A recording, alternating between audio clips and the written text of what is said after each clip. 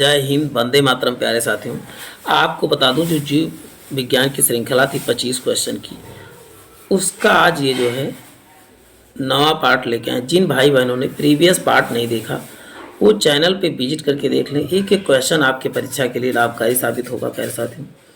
और आपको स्क्रीन पे दिख भी रहा कितना ज़बरदस्त ज़बरदस्त क्वेश्चन आपको मिलने वाले हैं। बस आप वीडियो को बिना स्किप किए हुए कुछ भी कर रहे हो, वीडियो 9 मिनट का होता है तो आप कभी भी देख सकते हैं। तो चलते हैं प्यारे साथियों, आज की श्रृंखला प्रारंभ करते हैं।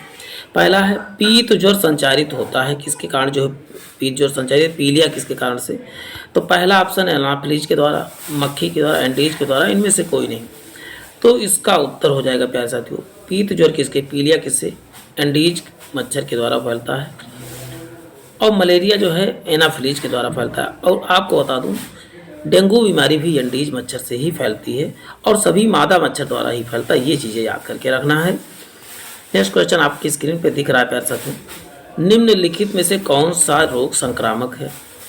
गठिया है, डिप्थीरिया, मधुमेह, कैंसर। तो इसका उत्तर आपको बता दूं हो जाएगा डिप्थीरिया। क्या है तो आप बताओगे, एक प्रकार की संक्रामक बीमारी, संक्रामक मतलब फैलने वाली बीमारी जिसे कहते हैं।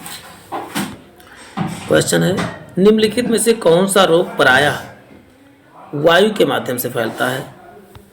प्लेग है, टाइफाइड है, हैजा है, इनमें से कोई नहीं। तो इसका उत्तर हो जाएगा प्लेग जो है वायु के द्वारा जो है संक्रमण फैलता है। इसका प्लेग को काली मौत के नाम से जाना जाता है। कौन सा मौत तो आप बताओगे, काली मौत के नाम से जाना जाता है। एक एक चीज़ आपके लिए इंपॉर्टेंट, बस आप ध्यानपूर्वक देखते रहें प्यारे साथियों। क्वेश्चन निम्नलिखित में से कौन सा विटामिन, निम्न में से विटामिन कौन सा है। तो आप बताएंगे प्यारे साथियों उसमें से फोलिक अम्ल क्या है तो आप बताओगे विटामिन डी का रासायनिक नाम। तो ये क्या है प्रकार का विटामिन, ये चीज़ें आपको याद करके रखना है। चलते हैं नेक्स्ट क्वेश्चन देखते हैं। प्यारे छिली हुई सब्जियों को धोने में कौन सा विटामिन नष्ट हो जाता है। ए, बी या सी या डी, कौन सा विटामिन नष्ट होता है तो आपको बता दो प्यारे साथियों विटामिन सी छिली हुई सब्जियों में को धोने से नष्ट हो जाता है। इसीलिए सब्जी को छीलने से पहले धुलना चाहिए, ना कि छीलने के बाद। नहीं तो कौन सा विटामिन सी हमारे लिए बहुत इम्पोर्टेंट रोल निभाता है। तो इसका मतलब हमको क्या है, सब्जी पहले ही धुलना चाहिए, बाद में नहीं, छीलने के बाद। ये चीज़ें आप सब जरूर कंसीडर करिएगा। कौन सी प्रोटीन दूध में पाई जाती है। केसीन है, हीमोग्लोबिन है, एल्ग्लूटिन है या मायोसिन। तो इसका उत्तर हो जाएगा केसीन। क्या होती है, दूध में, दूध केसीन के कारण ही सफ़ेद होता है। और पीला दूध, गाय का दूध हल्का पीला क्या होता है तो कैरोटीन के कारण होता है। ये चीज़ें भी आपको याद करके रखना है। एक ही क्वेश्चन आपके लिए इंपॉर्टेंट है। नेक्स्ट क्वेश्चन है प्यारे साथियों, निम्नलिखित में से किसकी उपस्थिति के कारण दूध में क्या आता है, मिठास आ जाती है। तो इसका उत्तर प्यारे साथियों क्या हो जाएगा, लैक्टोज के कारण क्या होता है, दूध में क्या आ जाती है, मिठास आ जाता है। लेकिन लैक्टिक एसिड के कारण क्या होता है प्यारे साथियों, जमा होने के कारण से पैरों में या कहते हैं कि दर्द होता है। मनुष्य में कुल कितनी हड्डियां हैं, तो बहुत आसान सा क्वेश्चन है। तो इसका उत्तर आपको डायरेक्ट बताता हूँ, कितना 206 हड्डियाँ। और वही बच्चों में कहा जाए तो लगभग 300 हड्डियाँ होती हैं। नवजात शिशुओं में आ गया ना बात, नवजात शिशुओं में कितनी हड्डियाँ होती है तो इसमें कोई ऑप्शन नहीं है। तो नवजात शिशुओं में इसमें कलम लगाओ, 208 नहीं, यहाँ पर लगभग 300 हड्डियाँ होती हैं नवजात शिशुओं में।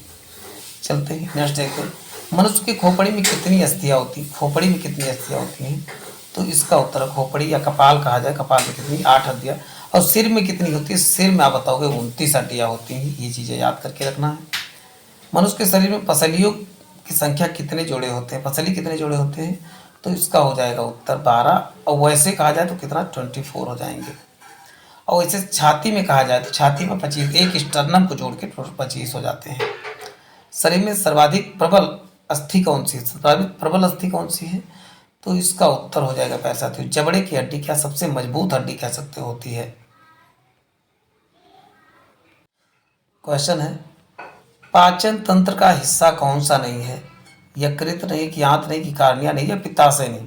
तो कार्निया ये आंख का पार्ट होता है। तो इसका मतलब क्या है, कॉर्निया क्या है, पाचन तंत्र का भाग नहीं है।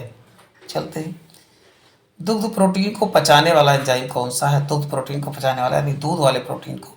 तो इसका उत्तर बताएं, रेनी नामक एंजाइम क्या करता है, दूध को पचाने में सहायक होता है, यानी ऑप्शन सी करेक्ट हो जाएगा।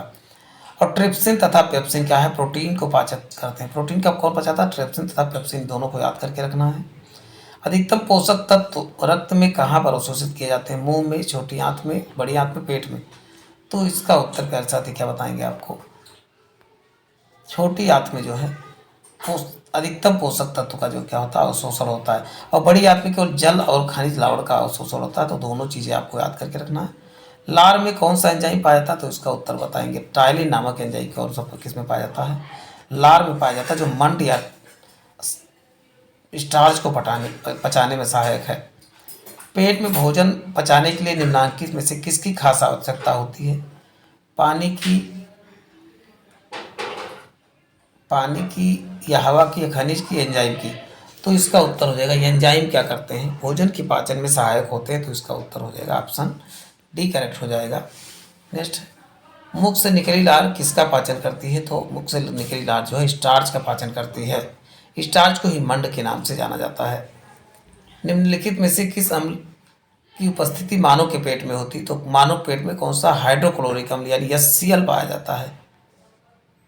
HCl को पाचक अम्ल के नाम से भी जाना जाता है।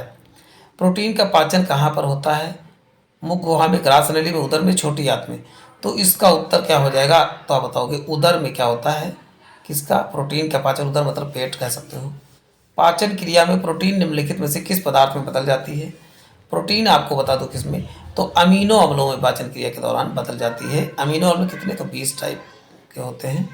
चलते हैं नेक्स्ट देखते हैं साथियों, पचे हुए भोजन में मौजूद विषैले पदार्थ में कौन सा अंग चूसर करता है, तो विषैले पदार्थ को यकृत या इसे और लीवर क्या करता है, विषैले पदार्थ को जब कोई जहर खा लेता है तो उसके किस अंग की जांच की जाती है, तो अब यकृत या लीवर की ही जांच की जाती है।